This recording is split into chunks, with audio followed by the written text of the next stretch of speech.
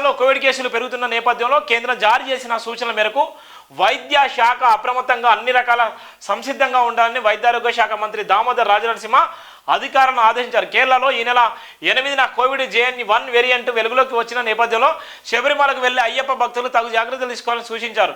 రాబోయే పండుగల సీజన్కు దృష్టిలో పెట్టుకొని ప్రజలంతా జాగ్రత్తగా ఉండాలని, అవసరమైతే మాస్కులు ధరించాలని సూచించారు. మహమ్మారిని ఎదుర్కొనేందుకు ఏర్పాట్లు చేయాల్సిందిగా అధికారులను ఆదేశించారు. కోవిడ్-19ను ఎదుర్కొనేందుకు యంత్రాంగం పూర్తిగా సిద్ధమైనటువంటి నేపథ్యం ఉంది.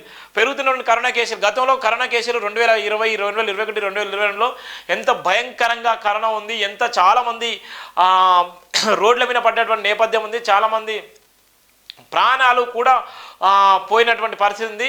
కరోనా మహమ్మారి ప్రపంచాన్ని అతలకుతలం చేసిన నేపథ్యం కూడా మనకు అనిపిస్తుంది. ఇప్పుడిప్పుడే కరోనా నుంచి వెళ్ళి కోలుకొని ఇప్పుడే జీవితాలు బాగుపడుతూ ఇప్పుడే బిజినెస్లు స్టార్ట్ చేసుకుంటూ ఇప్పుడే ఒక కొత్త జీవితాన్ని కూడా పునాది వేసుకునే నేపథ్యంలో మళ్ళీ కరోనా అనేది కరోనా అనే పేరు మళ్ళా ఈ సమాజాన్నే కాదు ఈ దేశంలో ప్రపంచాన్ని మళ్ళీ అతలకుతలం చేసేటువంటి ఆ పేరు మహమ్మారి కరోనా మళ్ళీ తెరపైకి వచ్చిన నేపథ్యం ఉంది. ఇలా ఉన్నటువంటి అయ్యప్ప స్వామి కేరళ సంబంధించిన భక్తులు కూడా అక్కడ ఉన్నటువంటి కోవిడ్ సంబంధించిన కొత్త వేరియంటేషన్ వచ్చిన నేపథ్యంలోనే తెలంగాణ రాష్ట్ర వైద్య ఆరోగ్య శాఖ మంత్రివర్యులు దామోదర్ రాజనరసింహ గారు కూడా స్పష్టంగా చెప్పడం జరిగింది. కోవిడ్ సంబంధించిన అంశాన్ని దృష్టిలో పెట్టుకొని కోవిడ్ సంబంధించిన వేరియంటేషన్ చాలా భయంకరంగా ఉంది. కోవిడ్ కేసులు కూడా పెరుగుతున్నాయి. మాస్క్ తప్పనిసరిగా వాడండి.